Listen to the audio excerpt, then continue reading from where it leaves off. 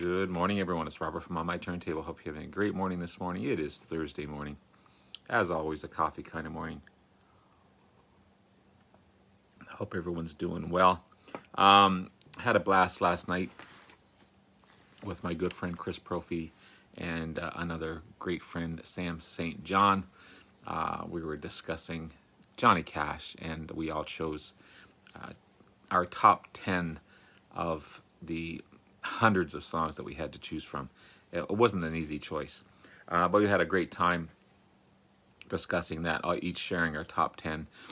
So I put a link below in my community space on my channel to let you guys check that out. Go over to Chris Prophy's channel. I'll put the link below to his channel and check that out as well. And of course, go to Sam's channel, Sam St. John. Go to Chris Prophy's Musically Obsessed channel, and hopefully my channel as well. Like, subscribe, leave wonderful comments, because they both deserve fantastic stuff. So it was a fun show. Had a great time doing it. I've been on live shows before with Sam, but this is the first one with Chris, and I truly enjoyed it. It was a lot of fun. So I'm going to go from that today to all the way over to progressive metal band Dream Theater. I love these guys. I talked about Marillion in my last video, another fantastic progressive metal band, who's more melodic than progressive metal, I find. Dream Theater is probably a little heavier than these guys, but every once in a while, I just like to delve into a different form of progressive metal. I'm mainly classic rock, progressive rock from the 70s and 80s, but every once in a while I love delving into this one. So I'm going to talk about these guys today. So Dream Theater, fantastic American progressive metal band formed around 1985 by John Petrucci, John Maying, and Mike Portnoy. An amazing drummer, Mike Portnoy. Originally under the name Majesty. Unfortunately, Mike Portnoy would leave around 2010 to be replaced by Mike Magini. The original lead singer, Charlie Dominici, left around 91 and was replaced with James Labrie, their current singer. Kevin Moore, the original keyboardist, left and was replaced with Derek Sherinian around 1995, and then he would leave around 1999 and be replaced with Jordan Rudess. So a lot of changes in the band, some permanent stuff, but I think changes for the better as they just continue to make wonderful albums. Not, Mike Portnoy's leaving really changed the band, I feel. He was one of the original founding members of the band and a true staple of the band, but just differences, a lot of pressure from the music industry as well. They wanted to become, the music industry wanted these guys to become more commercially successful, and there was a struggle within the band because Portnoy wanted to remain the same and do their own thing.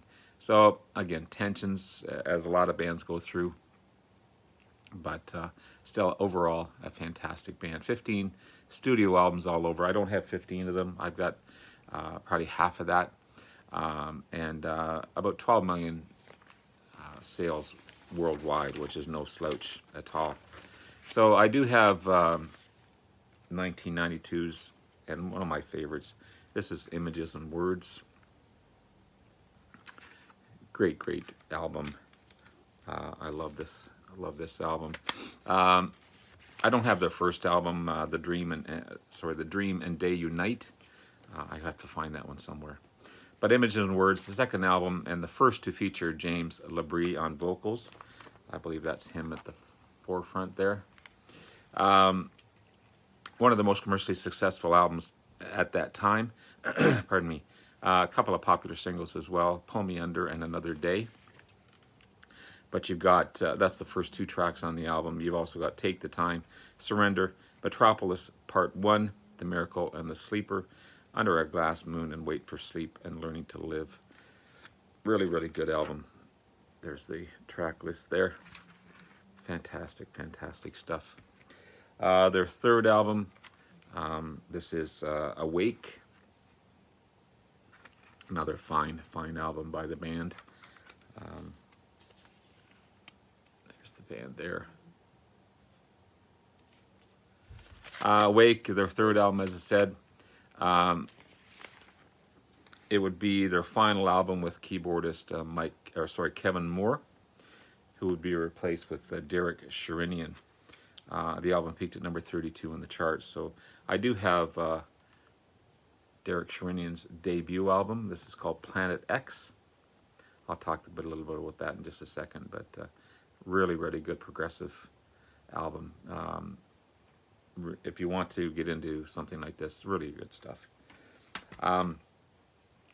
But the album peaked at number 32 in the charts. Awake did, and really fine album, Awake. Their fourth album, Falling Into Infinity. Another really good album. And the reason I'm bringing all these albums out again, I promised myself that I would delve back into my collection and rediscover a lot of albums that I have. And I haven't listened to Dream Theater in quite a bit. So that's my plan, is to rediscover, just like Marillion, rediscover these guys. Just discover how really great they are. But Falling Into Infinity, the fourth album by the band, released in 97. The only album to feature Derek Sherinian, the guy I just showed. It's a bit of a different sound to the band, but still overall great stuff. Kevin Shirley produced this one. So you got New Millennium, You Not Me, Peruvian Skies, Peruvian Skies, Hollow Years, Burning My Soul, Hell's Kitchen, Lines in the Sand, Take Away My Pain, Just Let Me Breathe, Anna Lee, and then Trials of Tears, and then there's three parts of that one. It's Raining, Deep in Heaven, and The Wasteland. Fantastic stuff.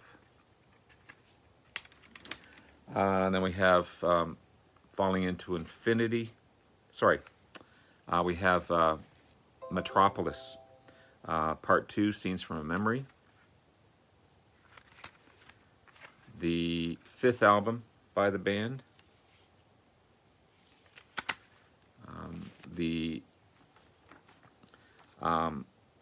In 2012, the band played the entire album through the Distance Over Time tour. So they rediscovered themselves how great this album was on the 20th anniversary of it. But fantastic album. It's all in scenes. So you got scene 1, Regression. Scene 2, Overture, 1928, and Strange Deja Vu. Scene 3 is Through My Words and Fatal Tragedy. Scene 4, Beyond This Life. Scene 5, Through Her Eyes. Then Act 2 is Scene 6 and Home. Scene 7, The Dance of Eternity and One Last Time. Scene 8 is The Spirit of Carries On, and Scene 9 is Finally Free. Really good stuff. Really good stuff. And then we go from there to their sixth album, 6 Degrees of Turbulence. A great double album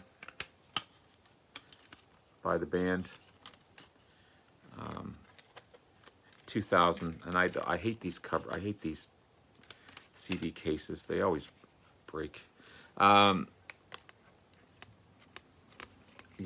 one of the few double albums by the band, but really good stuff. And of course, I can't get that back in again. Look at that. There we go.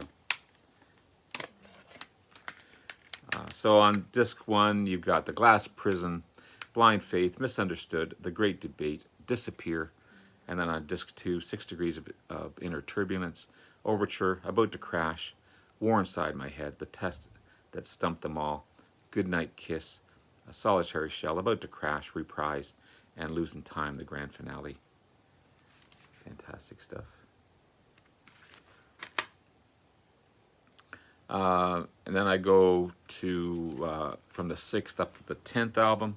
Again, I don't have all of them, but this is Black Clouds and Silver Linings. The again, the 10th album released in 2009. I love all these covers, by the way. These album covers are so good. They're so inventive. The last to feature Mike Portnoy. Also, ironically, be their highest charting album at number 6 on the 200 album charts. Very short album, only 6 songs on it. A Nightmare to Remember, The Rite of Passage, Wither, The Shattered Fortress, The Best of Times, and The Count of Tuscany. Again, so a very, very short album compared to the rest of their albums. But it was produced by Mike Portnoy on this one, and Don Petrucci. So he was involved quite a bit with this album, but it would be his last on this one, unfortunately. And then I have up there from the 10th up to the 14th album. This is Distance Over Time. And again, I love that cover.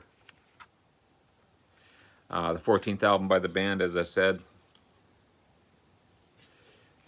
So many great tracks off of this one. You got Untethered Angel, Paralyzed, Falling into Light, Barstool Warrior, Room, S2N, At Wit's End, Out of Reach, and Pale Blue Dot. Really, really good stuff in Dream Theater. So getting back to talking about Derek Sherinian, one of the members of the band, put out this solo album.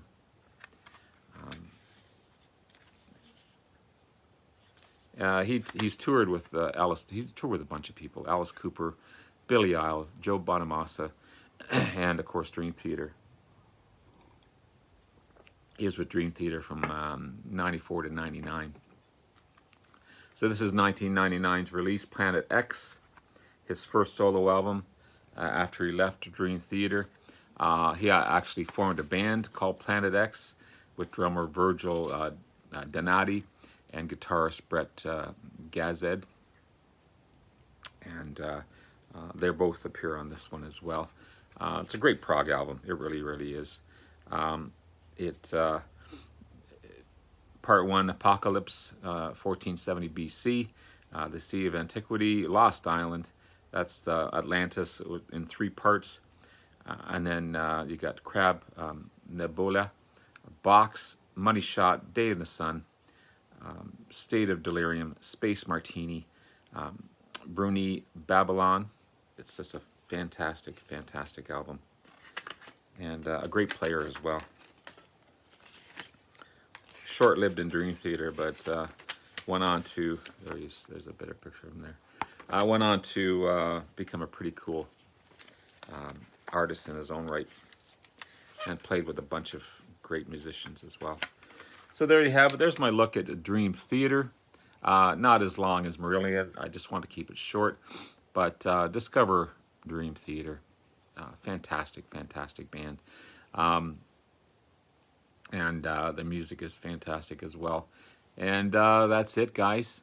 Again, look for Chris Prophy's link below. Love you all. We'll talk to you again soon. Take care. Bye now.